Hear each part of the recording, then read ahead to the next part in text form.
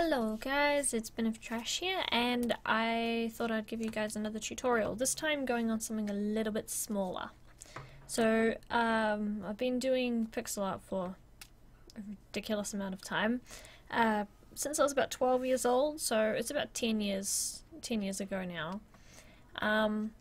So what I'm going to be teaching you guys at the moment is just all of your really basic stuff. So pretty much we'll start with an icon, because pixels are designed to be tiny. A lot of people don't really realize this when doing pixel art and tend to do giant pictures but just with the pencil tool.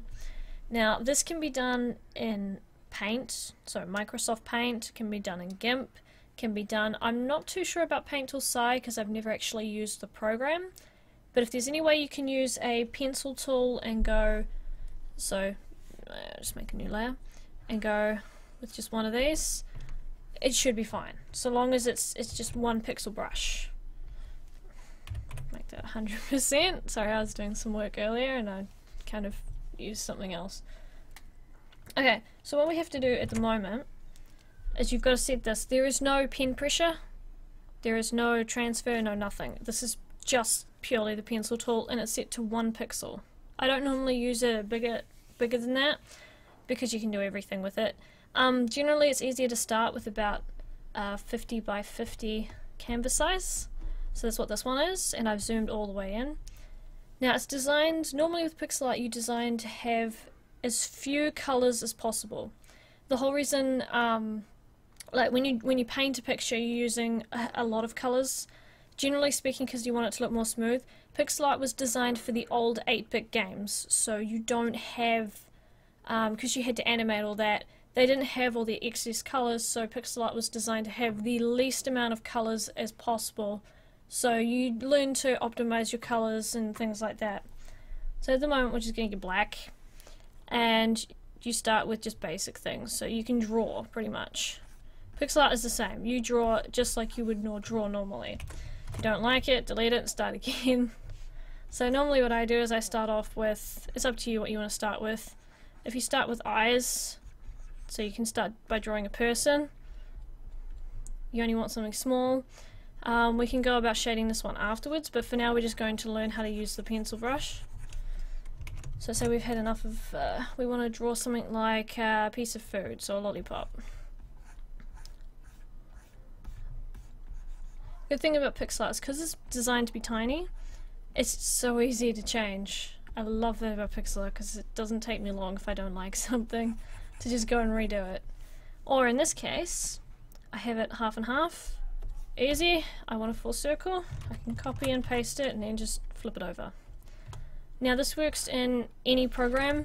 You don't have to have a tablet for this. You can do it with a mouse. I did it with a laptop, the touchpad, for like about 5-6 years as a pain in the bum. When I got my tablet I was so happy because it was a big change, but you can do it with anything. So here we go, you make your shape. There are a couple of ways to do pixel art. I'm going to show you the basics, so how I learned how to do it, and from there we'll just do whatever. Alright, so we can fill our area. You can either use the fill bucket, which most programs have, and just fill on the inside, or you can go around pixel by pixel. That's kind of up to you on that one. And for the moment I'm just going to shade this one grey so you can see what it is. Okay, now the basics which people don't realize when doing pixel art is how clean it normally has to be. You can zoom in a long way, and when you zoom out it's tiny as crap. So that's actual size. So normally when you do pixel art you zoom in to, I zoom in quite a lot because otherwise I can't see what I'm doing. So this is big enough. You can find on DeviantArt there are a whole heap of places to get palettes. Quite often people will have some, and they also have things like bases. With bases you have like this. This is one I've made myself. Here's some other ones that I made for a video game. A lot of these ones on my DeviantArt, which I will link below, I actually have already up for people to use, and I don't mind if you use them, so there's no problem with that. The only thing I ask is that you give credit, obviously, because it is my work, and you aren't allowed to do commissions on any pixel bases you find, because it's technically not your work. You can pixel on top of them and give them as gifts, but don't use them for commissions. Okay, so other things you learn later is things like grass and all sorts of bits and pieces. It depends on what you want to learn on. When I started, I first learnt on bases, only because bases for me were a lot easier. Whereas now I go straight for just sketching it out, sort of like this one. Yes, I'm aware everyone will complain because they're not wearing any clothes. They're sort of bases. Okay, going back to our lollipop. So far, we have our normal shade, we have a dark shade, and then you want one in between. So you pick that one, you can pick one just in the middle. Now we have an existing one, and to be honest we can go one more, so about that. Maybe I want it. Okay, now we want one more colour to make it lighter. Now, when picking colours, I'll do a tutorial on that separately because there is quite a lot when picking colours because there's a different colour wheel. And some colours work better with others than others do, so I'll keep that in mind. So I'm just going to change that a tiny bit. There we go. Okay, so now we have our palette. So you pick a colour, and generally speaking it's the same with, if you've seen my shading tutorial, you'll see little bits. So this is a circle, that means the light's coming from, don't do that, light's coming from here. So I'll leave the arrow there, can stay there. Good arrow, good job. Okay, so we've got the arrow coming from there, which means this part's going to be dark. Go around the outside on this side, because it's still round, it's got to have shape to it. So normally you would this is called anti-aliasing. So when you've got a line, you get a lighter colour, and you go around the outside, on the inside of it, because you don't want it on the outside. But that's called anti-aliasing. That pretty much just, it smooths it out so it doesn't look pillow shaded. Pillow shading, I will do an example of that because not many people understand.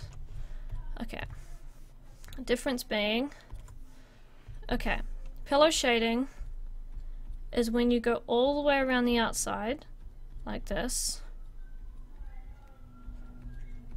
and there is no shape or form to what you're drawing, so it pretty much just goes in, then goes in again, then goes in again. It doesn't look very clean, it looks a little odd, and to be honest it does not give any real shape to what you're drawing.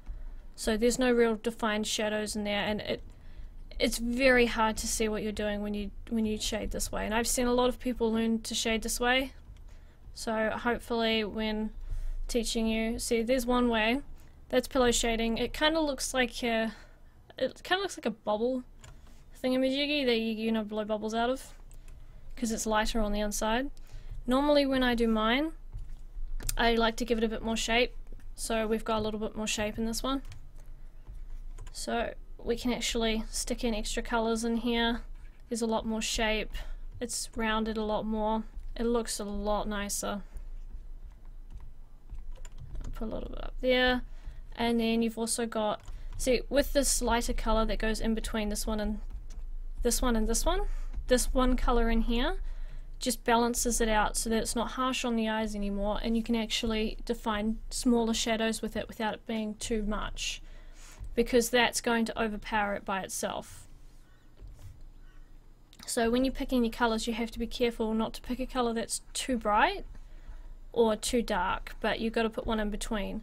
If one is too dark or too light, if you want you can put one colour in the middle, but it depends on how many colours you want to use. Specifically with pixel art you don't want to use that many colours, and you don't want to be using your brush. Your brush, as soon as you shade anything with the brush on a pixel, it doesn't matter if it's as small as this or 1 pixel brush, that is not technically considered pixel art. By a lot of pixel artists that is called tool shading, and it's very different. You can't animate with tool shading like you can with pixel art. I will give an animation tutorial at one point because I've had a lot of people ask me for one, and it solely depends, I guess, on how much extra time I get because I've been quite busy.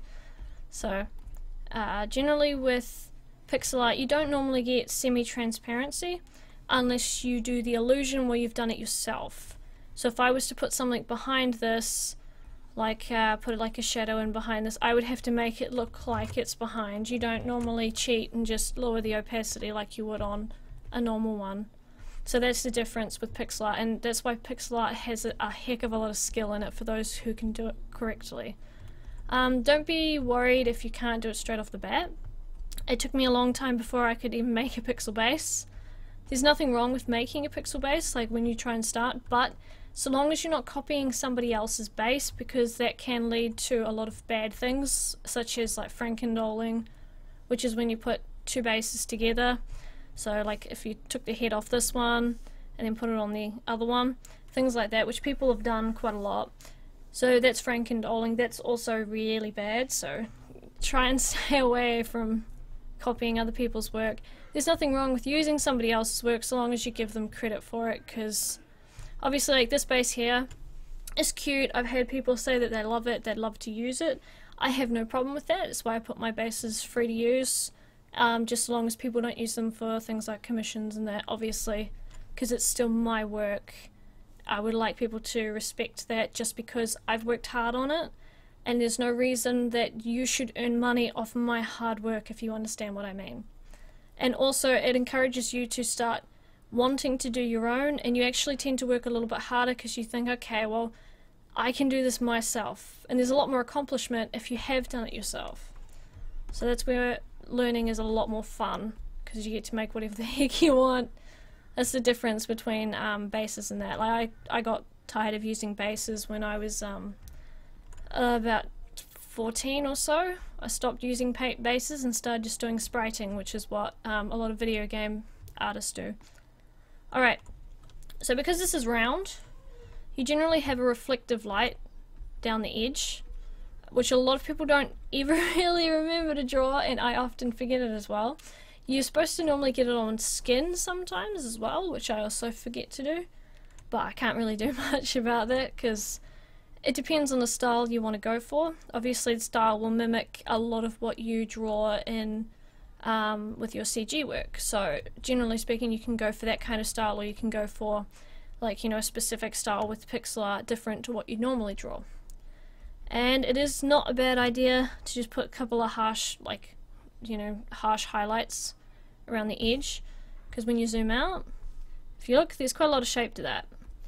And if you don't like a color that you've used, if I can find out, there it is. If you don't like the color you've used, say this one's not dark enough, you can darken it just a little bit. And you can do the same with this one if it's not dark enough. And finally the same with this one, because I don't think it's dark enough. Might help if I took that off it.